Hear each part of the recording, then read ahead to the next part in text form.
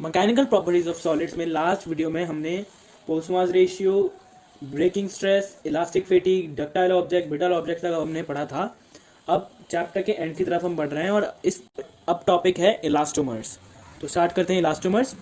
The material for which the strain produce is much larger than the stress applied.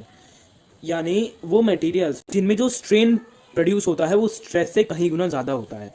मैं आपको बता दूं, strain मतलब है बॉडी में जो भी डिफॉर्मेशन होती है, और स्ट्रेस जो हम फोर्स लगाते हैं पर एरिया। तो जिन ऑब्जेक्ट्स में, जिन मटेरियल्स में थोड़ा सा फोर्स लगाने पर ही ज़्यादा डिफॉर्मेशन हो जाए, उन्हें हम बोलते हैं इलास्टोमर्स। ये सब इलास्टिक लिमिट के अंडर ही होता है और इसमें बिल्कुल भी प्लास्टिक प्रॉपर्टी आती ही नहीं। यानी इसमें ऑब्जेक्ट में डिफॉर्मेशन होता रहता है पर लेकिन वो फ्रैक्चरल पॉइंट तक पहुँचता ही नहीं। अब इसका example rubber, elastic tissue of aorta etcetera. तो रबर तो आपको पता है। अब यहाँ पे है elastic tissue of aorta. Aorta क्या है? लार्जेस्ट ब्लड वेसल जो हार्ट से ब्लड लेकर जाती है, एओर्टा, जो आपने पिछले साल भी पढ़ा होगा 10th क्लास में, उसका इलास्टिक टिश्यू। और यहाँ पे लिखा है नो प्लास्टिक रेंज। तो ये मैंने आपको बता दिया कि प्लास्टिक रेंज होती ही नहीं, इसमें इलास्टिसिटी बहुत ज़्यादा होती है। क्योंकि जैसे एओर्टा इलास्टोमर है, तो अगर एओर्टा में प्लास्टिक रेंज होगी तो एओर्टा यानी ब्रेक भी हो सकती है, और अगर एओर्टा ब्रेक हो गई तो फिर आपको पता ही है क्या होगा।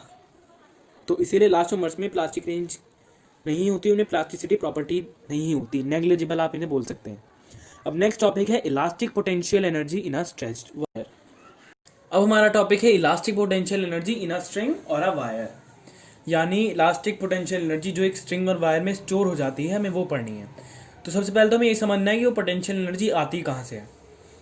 तो हम एग्जाम्पल लेंगे यहाँ पर एक स्ट्रिंग का। तो ये है एक स्ट्रेट स्ट्रिंग जिसपे यहाँ पे पॉइंट ए है उसका एंड। तो जब हमने तो पॉइंट ए पे इसका इनिशियल फोर्स है 0। अभी हमने फोर्स अप्लाई नहीं किया है। अब फोर्स अप्लाई करने के बाद इसे पॉइंट बी तक हम स्ट्रेच करेंगे, तो यहाँ पर फोर्स है हमारा एफ। तो अब हमने ये स्प्रिंग स्ट्रेच कर लिया है, तो यहाँ पर हमारा डिस्प्लेसमेंट हुआ है, साथ ही साथ फोर्स भी लगा है।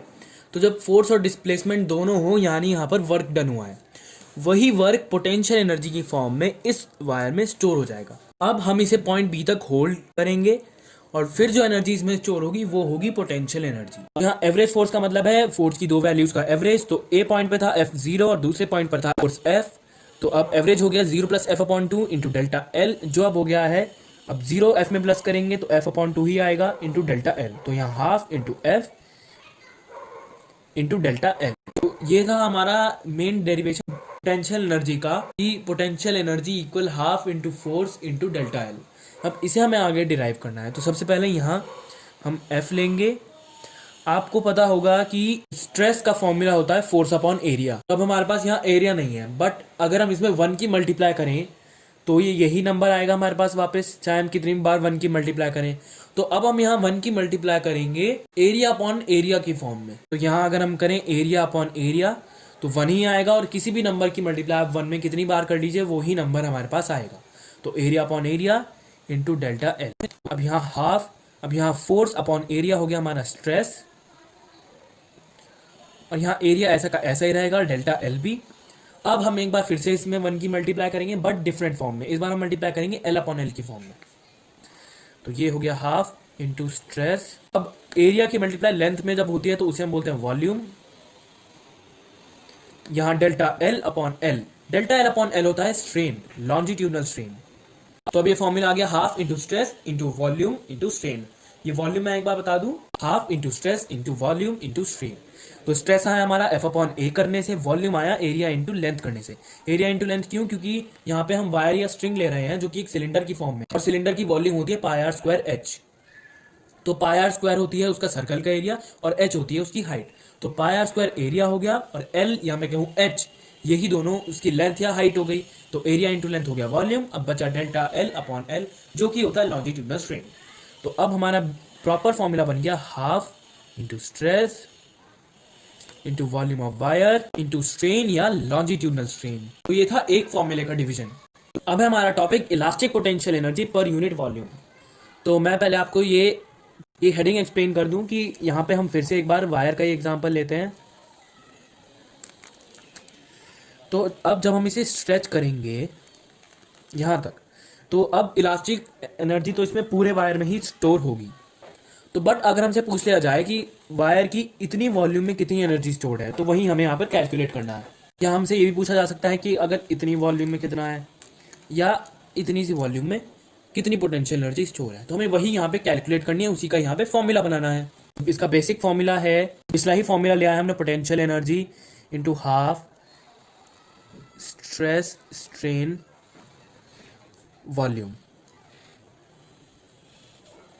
यहाँ वॉल्यूम का मतलब है वॉल्यूम ऑफ वायर, तो इसी वॉल्यूम को हम लेफ्ट हैंड साइड ले जाएंगे तो ये डिवाइड में आ जाएगी, U upon volume half into stress into strain. अब अगर हम इसमें मल्टीप्लाई करें स्ट्रेन अपॉन स्ट्रेन की, तो हम स्ट्रेन अपॉन स्ट्रेन वन ही होता है, तो हम इनडायरेक्टली वन की मल्टीप्लाई कर रहे हैं, बट इस बार डिफरेंट फॉर्म में। तो हाफ, अब स्ट्रेस अपॉन स्ट्रेन होता है यंग्स मॉड्यूलस इंटू स्ट्रेन। अब यहाँ पे स्ट्रेस अपॉन स्ट्रेन तो हो गया यंग्स मॉड्यूलस, और स्ट्रेन इंटू स्ट्रेन हो गया स्ट्रेन का स्क्वायर। तो ये था हमारा energy stored per unit volume. अब elastic potential energy of a stretch spring. यहाँ पर स्प्रिंग का क्यों है, क्योंकि स्ट्रिंग की बात करें तो स्ट्रिंग स्ट्रेट होती है, जिसे स्ट्रेच करने पर आप इजीली सिलेंडर की वॉल्यूम का फॉर्मूला यूज कर सकते हैं, बट स्प्रिंग रोल्ड होती है, तो स्प्रिंग में आपको कैलकुलेट करना बहुत मुश्किल हो जाएगा। तो इसके लिए हमें इसके लिए एक नया फॉर्मूला डिराइव करना है, जो कि